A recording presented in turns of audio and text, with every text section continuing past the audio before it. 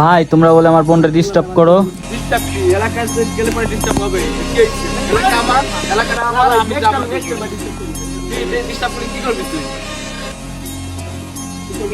এলাকা আমার মানে এলাকার পাওয়ার দেখ যা দেখ। হ্যালো বন্ধু। হ্যাঁ বল। কোথায় তুই?